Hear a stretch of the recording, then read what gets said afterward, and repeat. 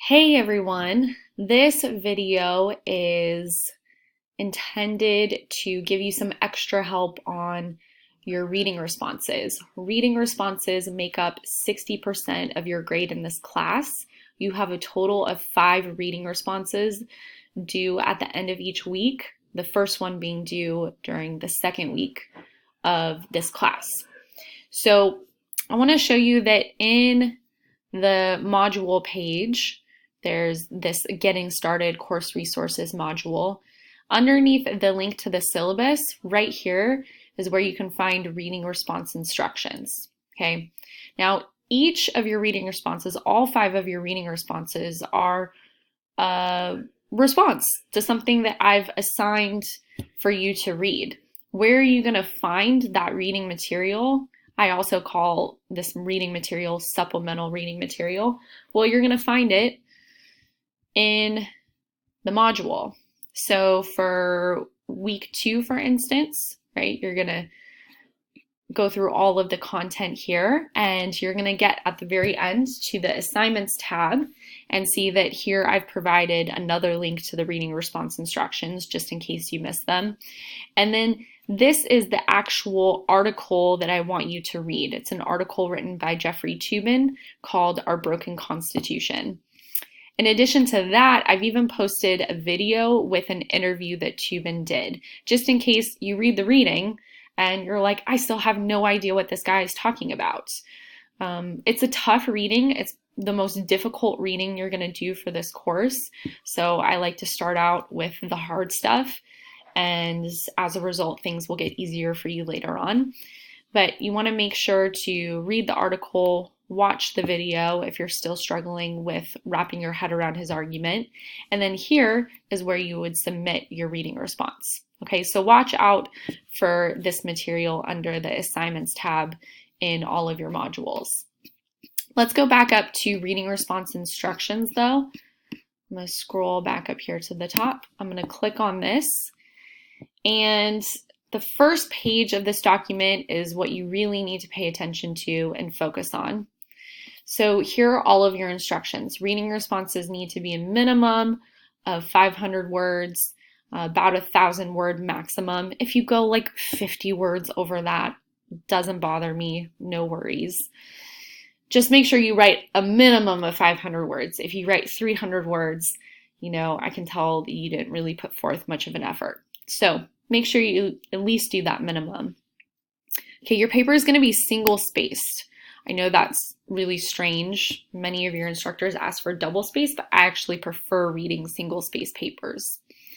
And then you're going to cite all of your sources in Chicago style. I've provided a link right here for you guys to some instructions on how to cite things Chicago style. But in a second, I'm also going to show you how to do that on Microsoft Word. It's kind of a shortcut, easier way to do it.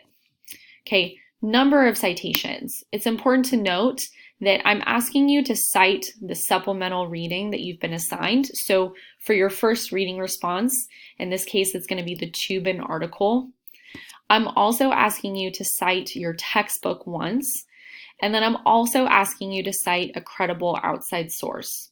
I'm going to show you what I mean by credible source in a couple minutes as well.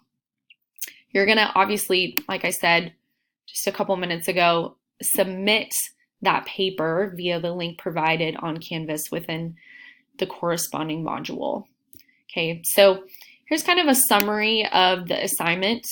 So your reading response should do 2 things. First, it should summarize the text that I assigned to you to read. So for your first reading response, you're going to summarize Toobin's article. And then the second part of the paper is you evaluating it, critically evaluating it. So you're going to tell me whether or not you think the author is right, whether or not you think the author is wrong, and why or why not. Okay?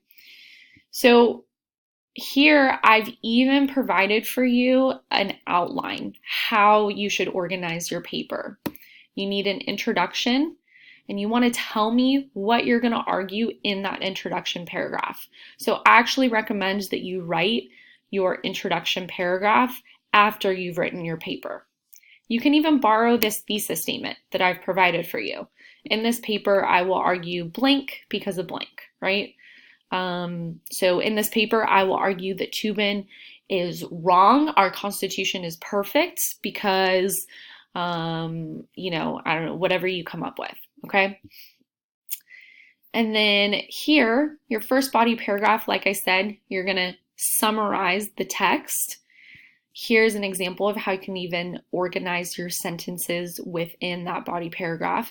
You don't have to follow this exact format. It's just a suggestion for you guys. And then in the second paragraph, you're going to tell me whether or not you agree or disagree with the author's claims. And then you're going to give me evidence to support your position. Okay, so don't just tell me, oh, I think Tubin is wrong. I think he's an idiot. I think he's stupid. Well, why? What is he missing? What is he forgetting? Try your best to defend your argument as thoroughly as possible in this second body paragraph. A lot of students really focus on the summary and then pay a little bit less attention, not enough attention to the argument that you're making, right? And defending that argument. So make sure you underline your own opinion, have your own opinion on the topic, and explain to me why your opinion, you know, why you're right and why maybe the author is wrong. Or maybe you agree with the author. That's great too. Just tell me why you agree with him. And then lastly, the conclusion shouldn't just be a re-summary of your paper. Instead, you know, ask this so what question. Why should we care about this topic? Why does this even matter? Maybe also use the conclusion as an opportunity to link the paper topic to something else that we've read in class or another video that we watched in the class. Okay? So I told you I would explain to you how to cite things. I'm going to pull up another document here. First, I want to talk about what requires an in-text citation and what does not require an in-text citation, okay? So the rule of thumb, the golden rule here is this something that is common knowledge? If it's something that your grandma or your mother or your brother or your sister would know, then you don't need an in-text citation, okay? So if you write the United States is a democracy, I think the majority of people know that. That's common knowledge. You don't need to tell me where you got that information from. This does not require an in-text citation. Instead, though, right, this is something I actually pulled from an article you're going to read later on in the class, but if I say in this article, the author discusses the time period of vagrancy laws, which were put in place after the 13th Amendment was passed in 1864. If you go to your grandma and you ask her when the 13th Amendment was passed, is she going to know it was passed in 1864? Probably not. So in this case, I need to add an in-text citation so that my reader knows where I got this information from, right? So really quick and easy way to do this, really easy way to make sure you're doing this in Chicago style correctly is to go up here to the References tab in Microsoft Word. Click on References there and click Insert Citation. The citation is always going to go before the period at the end of the sentence. So make sure your cursor is clicked right there. You're going to click Insert Citation. And then you're going to select the type of source you're using. So in this case, the Coates article that I'm going to assign to you guys later on in the semester it's an article in a periodical. So the author's name is Ta-Nehisi Coates, okay? And the title of the article is The Case for Reparations. I'm going to fly through this, but you want to fill out as much information as you possibly can here. So the article was published in 2013, okay? And I'm just going to stop there. We're going to click OK. See? it's added an in-text citation for me in the correct format, in Chicago style format. You know how I know it's in Chicago style format? If I go back up here, you'll see that I can select all of these different citation styles. Okay, so APA is commonly used in psychology classes. MLA format, that's usually what your English professor would ask you to use when writing a paper.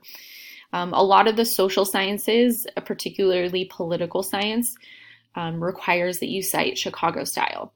But if I wrote an entire paper in Chicago style and I realized, oh shoot, I was supposed to write it in APA format, I can just click here to APA format and see how it just added a comma to my citation. That's because that's how you do APA citations, right? I'm gonna revert back to Chicago style though, okay? So let's say I'm done writing my paper now, I've done my in-text citations, and I need a bibliography page or I need a works cited page. What's really cool is after having inputted all this information for your in-text citations, you can go up here to the top and click bibliography and choose whether or not you want it to be titled bibliography or works cited. For your reading responses in my class, I don't care if you have a bibliography page or a works cited page. And you're going to simply click bibliography. And it's automatically going to generate a bibliography down here with all of the sources that you already inputted. Okay, so pretty cool. I love this because you don't have to memorize how to format things Chicago style or MLA style, right? All you need to know how to do is use the Microsoft Word reference function and it'll do the rest for you. Okay, so let's go through the rest of these sentences here just so we can differentiate between what needs a citation and what doesn't need a citation. So here you'll see this sentence says, they kept them in poverty, right? Quote, 43% of the people in North Lawndale live below the poverty line, double Chicago's overall rate. 45% of all households are on food stamps, nearly 3 times the rate of the city at large. Okay, so he's quoting somebody here. He's quoting somebody that he's interviewing, right? Does your grandma know that somebody said this a long time ago? No. So this is something that requires an in-text citation. So just like I did up here, this needs an in-text citation. You tell me exactly where you got that information from. Also, if you want to add a page number, you just simply click on the in-text citation and you click edit this citation, and you can actually add a page number right here. A lot of the things that I assign to you guys in this class don't have page numbers, so instead you can do paragraph number. Okay, so I can just double click here and I can add paragraph. Oh, it won't let me do that. So here I can add paragraph 15. Oh, I spelled it wrong, but you get the point. Okay. This sentence, reparations in Coates' vision must be paid in the form of reconciliation rather than be reimbursement in the form of money or property. This isn't really a factual statement. I'm not citing a statistic. I'm not citing that something happened in US history on a particular date or in a particular year. So this doesn't need an in-text citation. This last sentence, though, in 1619, a Dutch ship brought 20 African slaves to Jamestown. This was the start of slavery. Okay, again, would your grandma know this? Would she know that that happened exactly in 1619? No. So this is a sentence that needs an in-text citation, okay?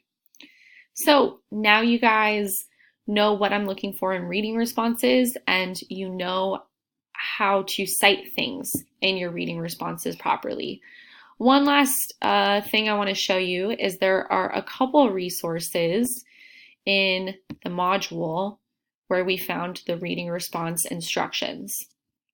Okay, so this is the document for instructions, but also here I've posted 2 examples of reading responses that were done really, really well. So check those out, and then also check out my Finding Credible Sources document right here. Okay, good luck, guys.